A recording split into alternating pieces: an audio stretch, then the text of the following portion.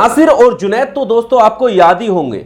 जी हां, वही नासिर और जुनैद जो राजस्थान के घाटमिका गांव के रहने वाले थे और उनको उन्हीं की गाड़ी में बंधक बनाकर हरियाणा ले जाकर के उनको जिंदा जला दिया गया था। इस पूरे मामले ने काफी सवाल खड़े किए थे हरियाणा की पुलिस पर और राजस्थान की पुलिस पर कि आखिर क्या वजह है, कैसे इनको जिंदा जला दिया गया और मुख्य आरोपी फरार कैसे हो गए। लेकिन अब इस पूरे मामले पर एक नया मोड़ आया है। अभी जो मुख्य आरोपी मोनू मानेसर है वो भले ही फरार चल रहा हो, लेकिन पुलिस ने, राजस्थान पुलिस ने नासिर और जुनैद का जो चचेरा भाई है जाबिर, उसको गिरफ्तार किया है। खबर यह है कि न सिर्फ उसको गिरफ्तार किया है बल्कि और कई सारे लोगों पर भी मुकदमे हुए हैं। आखिर इसकी वजह क्या है?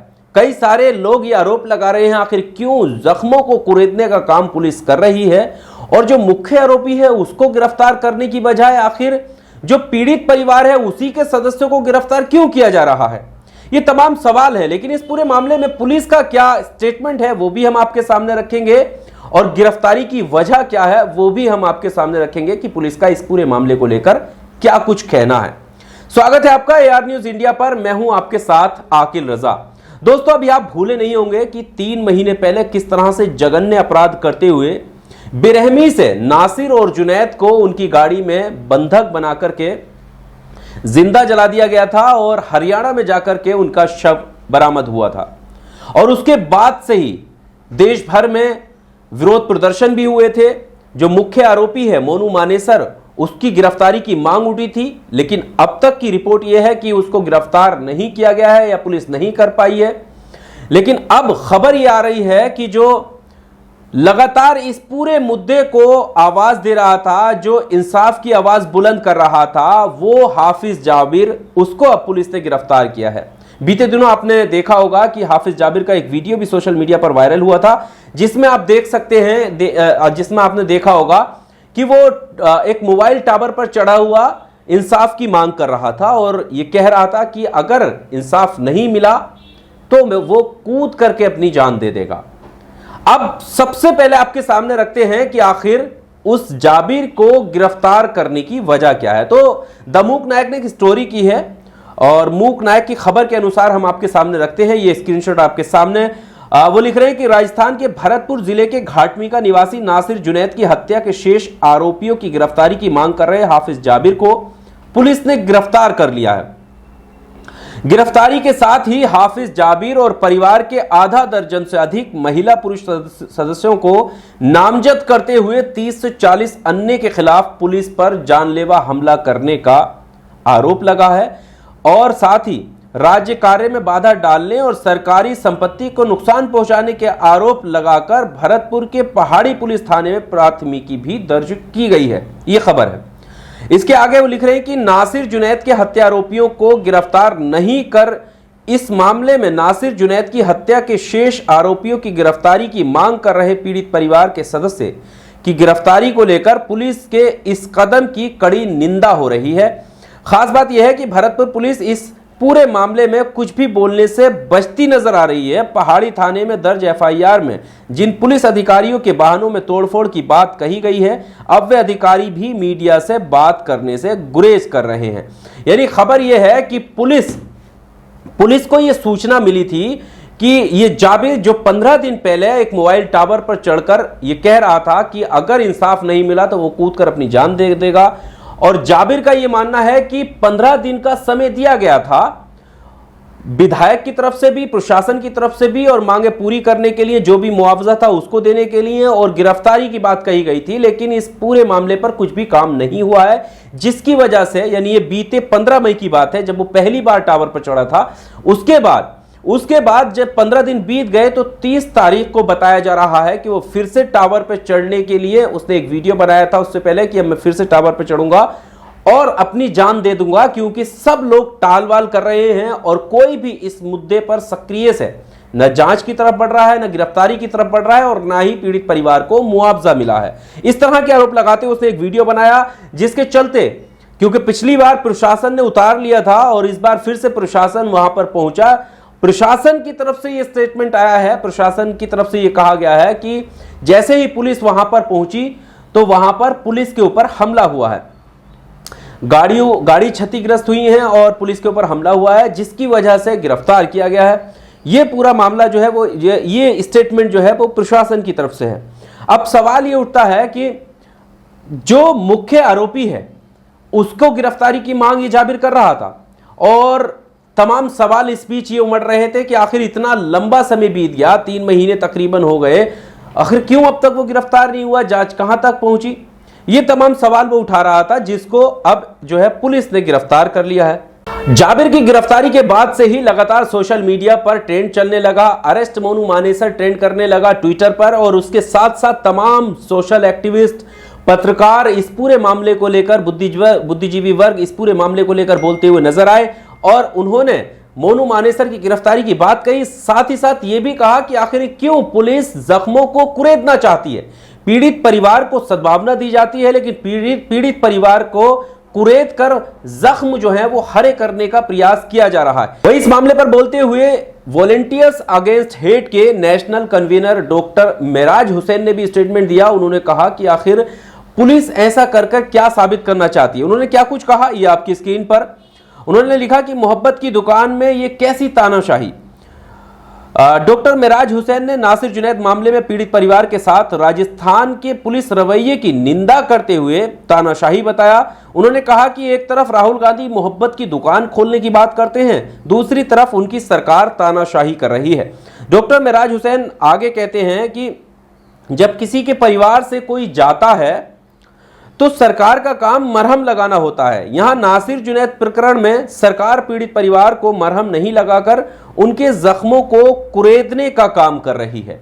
और यही सवाल तमाम लोग उठा रहे हैं कि प्रशासन की तरफ से ऐसा कर क्यों जख्मों को कुरेदने का काम किया जा रहा है। क्योंकि सवाल तो यह है कि जो मुख्य आरोपी हैं उनको पुलिस गिरफ्तार क्यों नहीं कर पा रही है, लेकिन गिरफ्तारी हो रही है पीड़ित परिवार के सदस्यों की या उन लोगों की जो इंसाफ की आवाज बुलंद कर रहे थे। इसी मामले को लेकर आप देखेंगे कि ये सोशल मीडिया पर यानी ट्विटर पर ट्रेंड चल रहा था, और आप देखेंगे अरेस्ट मोनू मानेसर, ये देखिए आप यहां पर इसको लेकर तमाम ट्वीट हुए हैं और इस पर बात हुई है। वहीं पत्रकार जाकिर अली त्यागी लिख रहे हैं कि जुनैद नासिर की हत्या कर शव को राख में तब्दील करने वाले गैंग का सरगना मोनू मानेसर 3 महीने बाद भी गिरफ्तार नहीं किया गया है। वे बेगुनाहों को पीटने में सक्रिय है, लेकिन पुलिस राजस्थान उस पर कार्रवाई ना करके संरक्षण दे रही है। आपका ये संरक्षण न जाने कितने और बेगुनाहों की जान पर जान लेगा। अशोक गहलोत को टैग करते हुए लिखा कि आपके राज्य में मुस्लिमों का लहू इतना सस्ता है कि गुंडों पर कार्रवाई तक नहीं होती। वसीउद्दीन सिद्दीकी लिख रहे हैं कि यह शख्स मरहूम नासिर और जुनैद को जलाकर मारने का आरोपी है, मगर अभी तक इसकी गिरफ्तारी नहीं हुई क्योंकि इसके समर्थन में पंचायतें होती हैं। सैयद उज़्मा ने भी वीडियो के माध्यम से सवाल खड़े किए हैं। उन्होंने लिखा है कि जुनैद नासिर हत्याकांड के आरोपी मोनू मानेसर की गिरफ्तारी की जाए। हजारों की तादाद में मोनू मानेसर के पास हथियार हैं, आखिर हथियार आए कहां से? अगर मोनू की जगह इसका नाम असद होता तो अब तक इनका एनकाउंटर हो गया होता। इसके साथ ही आप देखेंगे कि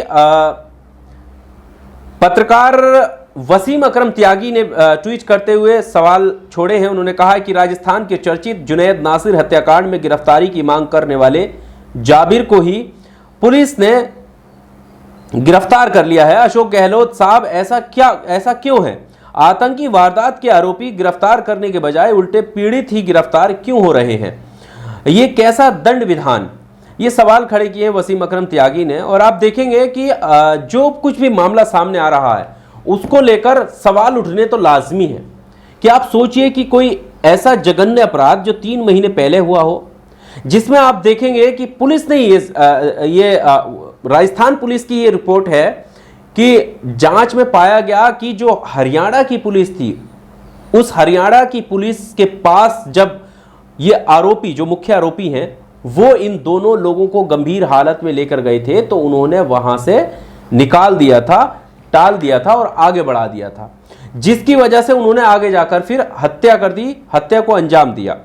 तो यानी कहीं ना कहीं हरियाणा पुलिस की भूमिका पर भी सवाल खड़े हुए और उसके बाद राजस्थान पुलिस की भूमिका पर सवाल खड़े हुए कि राजस्थान पुलिस ने अब तक क्या किया, क्यों गिरफ्तार नहीं कर पा रही है। और 3 महीने बीत जाने के बाद जब कोई शख्स यानी जाबिर या उनका जो चचेरा भाई है वो टावर पर चढ़कर 15 दिन पहले अपनी जान देने की कोशिश करता है, सवाल करता है कि जो वादे किए गए थे प्रशासन ने वो पूरे नहीं किए, जो पुलिस कार्रवाई जिस तरह से करनी चाहिए पुलिस को कार्रवाई वो होती हुई नजर नहीं आ रही है, मुआवजे के नाम पर कुछ नहीं मिला है। तो ये तमाम आरोप उसने वीडियो के माध्यम से लगाए, मोबाइल टावर पर चढ़कर लगाए, लेकिन प्रशासन ने उस वक्त उतार दिया। अब इस शख्स का यह कहना था कि 15 दिन का अल्टीमेटम इसे दिया गया था कि 15 दिन में जो समस्याएं हैं, जो मांगे हैं वो पूरी की जाएंगी, मुआवजा भी दे दिया जाएगा। लेकिन आप सोचिए कि 15 मई के बाद ये 30 मई, जब 15 दिन गुजर जाते हैं तो फिर से जब ये कुछ नहीं हुआ तो फिर से ये वही कदम दोहराने की कोशिश करता है, जिसकी वजह से पुलिस वहां पर पहुंच रही थी, इसके पास जा रही थी और पुलिस का आरोप है कि उनके ऊपर हमला किया गया और जिसकी वजह से इन्हें गिरफ्तार किया गया था। कम से कम 30 से 40 लोगों को जो है, लोगों के ऊपर भी मुकदमे हुए हैं, ऐसी खबर है। वो खबर भी हमने आपको दिखाई। अब इस पूरे मामले को लेकर आपका क्या कहना है? क्योंकि सवाल अभी भी वही है कि मुख्य आरोपी अभी भी फरार कैसे चल रहा है, क्यों आखिर पुलिस उसको गिरफ्तार नहीं कर पाई है? क्या किसी तरह का कोई संरक्षण है? क्या किसी तरह का कोई दबाव है जो मोनू मानेसर जो है गिरफ्तार नहीं हो पाता है? और आपने वीडियो तो देखे ही होंगे उस वक्त के जब मोनू मानेसर के समर्थन में पंचायत हो रही थी और उस पंचायत में किस तरह से प्रशासन को चुनौती दी जा रही थी, प्रशासन को चुनौती दी जा रही थी और यह तक कहा जा रहा था कि वो अपने पैरों पर वापस नहीं जाएगी। आप सोचिए, यही स्थिति अगर किसी दूसरे समुदाय के साथ होनी तो बिल्कुल भी नहीं चाहिए, प्रशासन का साथ देना चाहिए। लेकिन अगर 1% आप सोचिए कि अगर इस तरह की स्थिति, इस तरह का आरोप किसी दूसरे समुदाय के व्यक्ति के ऊपर होता तो क्या वो ऐसे ही आजाद घूम रहा होता? क्या वो इसी तरह से उसके समर्थन में पंचायतें हो सकती थी? क्या उस पंचायत में इस तरह की धमकी मिल सकती थी? कभी नहीं हो सकता था। लेकिन वजह क्या है, इसके पीछे कौन है? ये तमाम सवाल हैं। आपको क्या लगता है? कमेंट बॉक्स में आकर अपनी राय जरूर दीजिएगा। अगर आपको इस तरह का एनालिसिस, इस तरह की खबर अच्छी लगती है और आपको लगता है कि ये जानकारी दूसरों तक पहुंचनी चाहिए तो इस वीडियो को दोस्तों शेयर कीजिए ज्यादा से ज्यादा। बहुत शुक्रिया। Subscribe now and press the bell icon. Never miss an update.